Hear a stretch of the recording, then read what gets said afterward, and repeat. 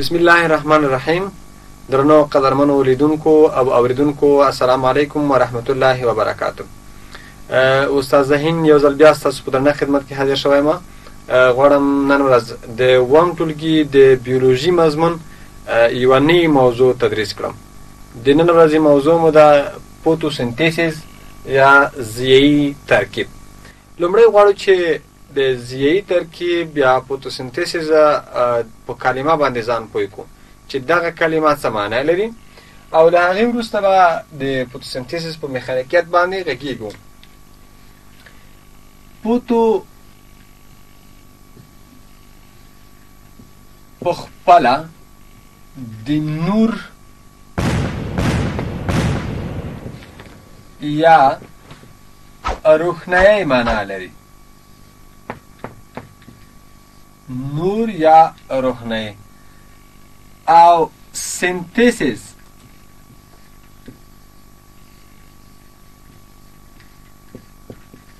دا د ترکیب یا د جوړولو معنا لري. ترکیب یا د جوړولو معنا لري.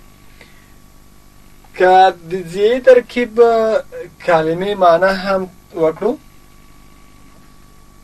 دا په خپله د عربي کلمه ده. دا په خپله د عربي کلمه ده. د ضیا په عربي ژبه کې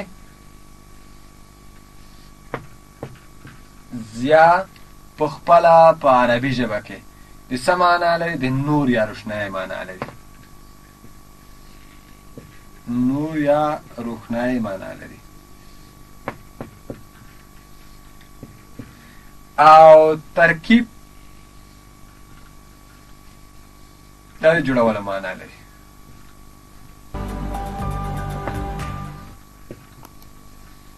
د جوړولو معنا لري. یعنې په لویه کې که د دې کلمو معنا ته ځیر شو، مونږ خلص مفهوم او مقصد افاده کولی شو چې خلص مفهوم او مقصد دا دی چې د لمر په وسیله باندې جوړېدنه د څه شي جوړېدنه؟ د غذایي موادو یا د پخه شوي شیرې جوړېدنه ده. دا چې په کوم میخانیکیت سره د لمر په وسیله باندې د غذایي موادو جوړېدنه کېږي، دا به اوس ووایو. خو مخکې له دې چې په دغې میخانیکیت باندې بحث وکړو، لازمه بولم چې لومړی د فوتوسنتیسیس یا د ضیایي ترکیب تعریف وکړم. ضیایي ترکیب یا فوتوسنتیسیس تعریف داسې ده. دلته به په تخته باندې درته ولیکم چې تاسو په اسانۍ سره پوه شئ. زه مطمئن یم تاسو به دغه لیکلي وي. اوس راځو د ضیایي ترکیب تعریف ته.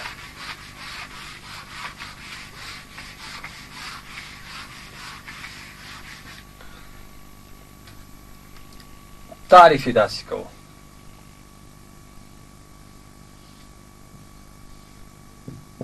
تعریف د څه شي تعریف؟ د ضیایي ترکیب تعریف. د لمر د وړانګو په وسیله د لمر د وړانګو په وسیله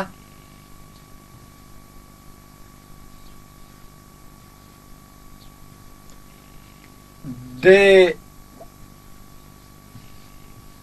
کلوروفیل په موجودیت کې د کلوروفیل په شتون کې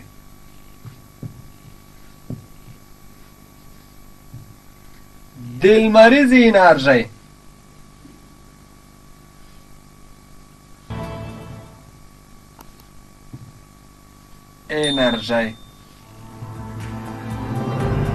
بدلون پر کیمیاوي انرژۍ باندې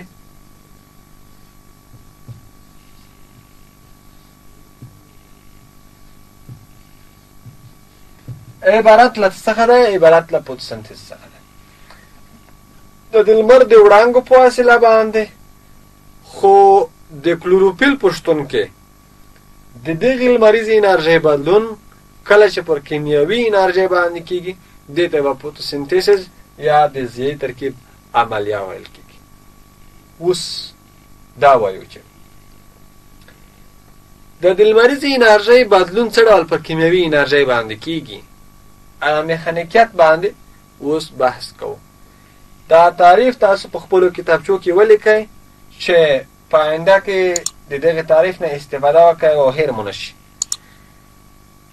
د لمر د وړانګو په واسطه د کلوروفیل په شتون کې د لمریزې انرژۍ بدلون پر کیمیاوي انرژۍ باندې عبارت له فوتوسنتیز څخه ده. یا داسې هم ویلی شو د کلوروفیل په شتون کې د لمریزې انرژۍ بدلون پر کیمیاوي انرژۍ باندې عبارت له څه څخه دی؟ له ضیاعي ترکیب څخه دی. ښه، اوس داسې کوو چې عملاً اوس دلته یا پاڼه رسمو او بخی یا نبات رسمو.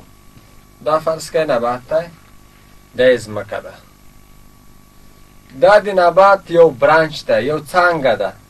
فرض که دا څانګه ده، دا ټوله څانګې دي. د دغې څانګې په نمایندګۍ باندې یو پاڼه ترسیمو. دا فرض که د نبات پاڼه ده، پاڼه. ښه، تاسو فرض که دغه پاڼه ده. اوس د دې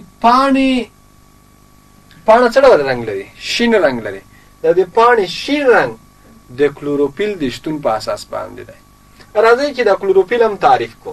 د کلوروفیل څه معنی لري؟ مخکې مې ویلې د کلوروفیل په شتون کې د لمریزې انرژۍ بدلون پر کیمیاوي انرژۍ باندې عبارت له ضیاعي ترکیب څخه دی. نو کلوروفیل څه ته ویل کېږي؟ کلوروفیل تاسو یې د سره ولیکئ. کلوروفیل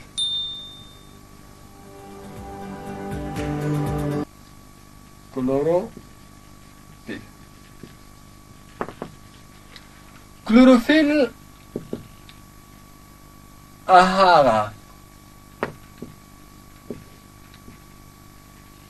کوچني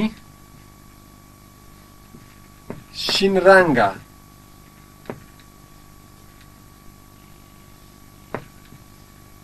ذرات دي چې په کلوروپلاست کې وجود لري.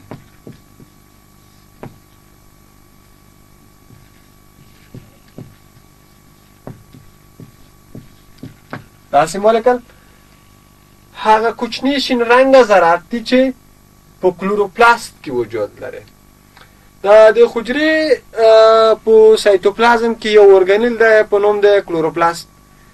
تیر درس کې موږ پرې بحث کړی چې کلوروپلاست څه مسؤلیت لري، یا چیرته موقعیت لري، یا څه ډول شکل لري. په هغې باندې مو بحث کړی.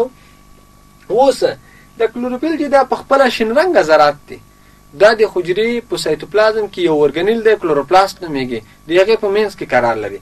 اوس که دغه پاڼه موږ فرض کړو د پاڼې شین رنګ د کلوروفیل د شتون په اساس باندې دی، ځکه د پاڼې په د هره حجره کې کلوروفیل وجود لري. څه شی وجود لري؟ کلوروفیل وجود لري. ښه، اوس د پاڼې دغه فرض کوو چې دغه یوه برخه دا موږ حجره فرض کوو چې دغه برخه د یوه حجره راخلو. د پاڼې په نمایندګۍ باندې یوه حجره راخلو او دا حجره زوم کوو. فرض که دا زوم شوه، دا یې هسته ده او دا یې فرض کړئ کلوروپلاست دی. د کلوروپلاست په داخل کې کوچني شین رنګه ذرات وجود لري چې څه نومیږي؟ دا کوچني شین رنګه ذرات د کلوروفیل په نامه سره یادېږي. ښه، لومړی د کلوروپلاست لیکو.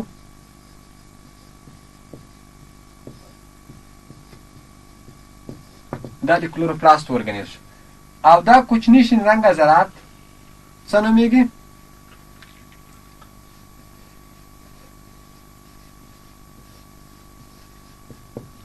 دا کلوروفیل نومیږي. ښه، اوس داسې وایو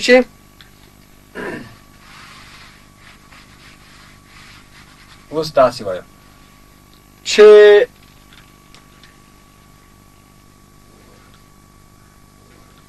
د لمر د وړانګو په واسطه دا فرض کړئ د لمر وړانګې د لمر د وړانګو په واسطه د کلوروفیل په شتون کې د لمریزې انرژۍ بدلون پر کیمیاوي انرژۍ باندې عبارت له څه څخه دی؟ عبارت له ضیاعي ترکیب څخه دی. د نبات د ریښو په واسطه باندې څه اخلي؟ روټ یا ریښو په واسطه باندې اوبه اخلي که نه، او په اوبو کې منحل منرال اخلي. اوس دغه اوبه چې کله د ریښو په واسطه باندې دا اخیستل کېږي راځي چېرته ځي؟ خو د نبات ټولو برخو ته ځي که نه. دا یوه اندازه اوبه راځي پاڼې ته، د پاڼې د هرې حجرې ته رسېږي. فرض کړئ دې حجرې ته هم ورسېدې. کله چې دې حجرې ته ورسېدې نو کلوروپلاست هم ورسېدې. اوس داسې وایو چې دغه د لمر د وړانګو په واسطه باندې چې دغه د کلوروفیل په شتون کې د لمریزې انرژي پر کیمیاوي انرژۍ باندې بدلېږي. څه ډول لمر وړانګې دي په کلوروفیل شین رنګه ذراتو باندې ولګېدی. دا کوچني شین رنګه ذرات دا د لمر د وړانګو د جذبېدو حیثیت لري. د لمر وړانګې جذبېږي. کله چې د لمر وړانګې جذبوي یې دغه د کلوروفیل شین رنګه ذرات. د کلوروفیل په سټراکچر او جوړښت کې یو منرال وجود لري چې هغه منرال څه نومیږي؟ مګنیزیم نومیږي. کله چې د لمر وړانګې جذب شي مګنیزیم منرال د کلوروفیل د تحریک سبب کېږي او د دې تحریک په نتیجه کې په کلوروپلاست کې شته اوبه هایدرو اکساید کیمیاوي فارمول دی. دغه اوبه په خپلو جوړونکو اجزاو باندې تجزیه کېږي. مثلا زه معادله لیکم.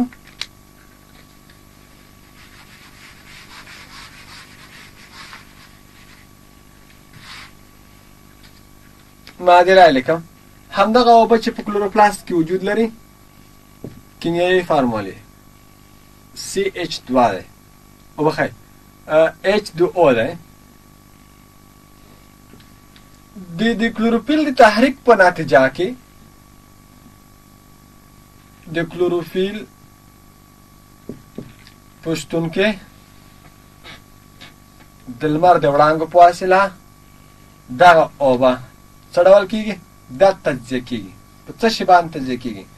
په خپله جوړونکو اجزاو باندې. خپله جوړونکي اجزاوې هایدروجن دی او اکسیجن دی. په دې باندې تجزیه کېږي.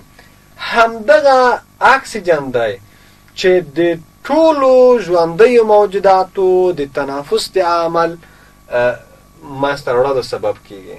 یا داسې وایو چې همدغه هایدروجن اوبه چې په هایدروجن او اکسیجن باندې تجزیه شي دا اکسیجن د نبات د پاڼې په لاندنۍ برخه کې د سوریو په واسطه باندې ستوماتاو په واسطه باندې محیط ته ورکول کېږي.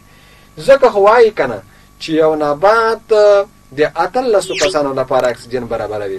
یا ځینې منابع وایي چې یو نبات تر 22 کسانو پورې د اکسیجن د خړوبولو مسؤلیت لري. 22 کسانو ته اکسیجن برابروي.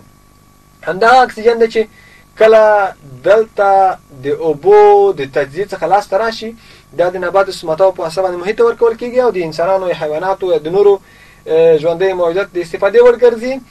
او دا هایدروجن چې دی دا ذخیره شي. دا هایدروجن دا ذخیره شي. کله چې دا ذخیره شو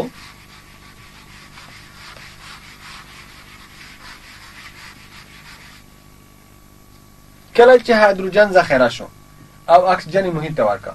یوه خبره باید موږ تاسو یاد وي چې د ورځې لخوا نباتات محیط ته اکسیجن ورکوي او په مقابل کې کاربن ډای اکساید اخلي.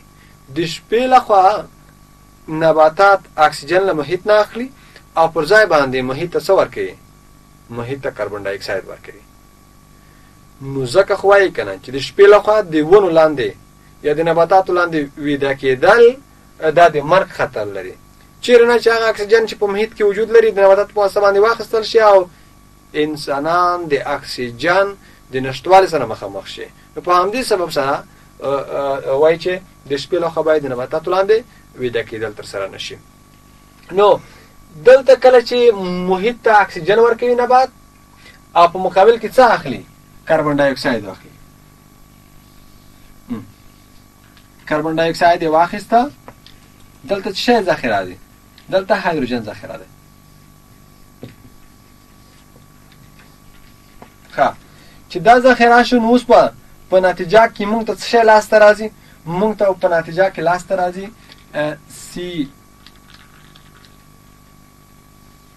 C6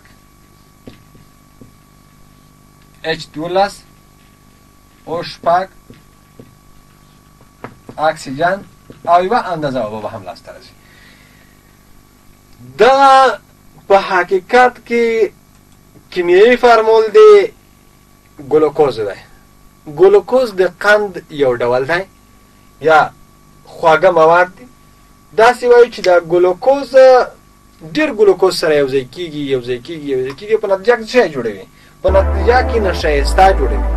نشایسته ده چې د نبات د ودې، د نبات د تکثر، د نبات د حیاتي فعالیتونو د سرته رسولو، د نبات د حاصلاتو د ورکړې سبب کېږي. او په همدې اساس باندې نباتات نه یوازې د ځان لپاره اکسیجن خوړه برابروي، بلکې د نورو ټولو ژوندیو موجوداتو لپاره هم د غذایي موادو د منبع په حیث باندې کار کوي. نو ټول هر هغه ژوندي موجودات چې کلوروفیل ولري د ځان لپاره به غذا په خپله تیاروي. ټول هر هغه ژوندي موجودات چې کلوروفیل ونه لري د ځان لپاره به غذا نشي تیارولای. نو حیوانات دي چې کلوروفیل نه لري کنه، نو ځکه د ځان لپاره غذا نشي برابرولای. غذا له چا څخه ده؟ د نباتاتو څخه. نباتاتو له کومه ځای کړي؟ همدغه لمریزه انرژي پر کیمیاوي انرژي باندې بدله کړې ده او په نتیجه کې د نورو ژوندیو موجوداتو لپاره د خوړو د منبع په حیث باندې کار کوي. درنو او قدرمنو زده کوونکو، دا و د نن ورځې زموږ او ستاسو درس چې تاسو ته مو وړاندې کړ. تر بیا به چې بیا هم ستاسو په درنه خدمت کې راځو او ستاسو لپاره به یوه نوې موضوع تدریسوو. تر هغې ما زاهد الله ذهین ته اجازه راکړئ. اللهم مل شه، ښه وختونه او ښې چارې ولرئ.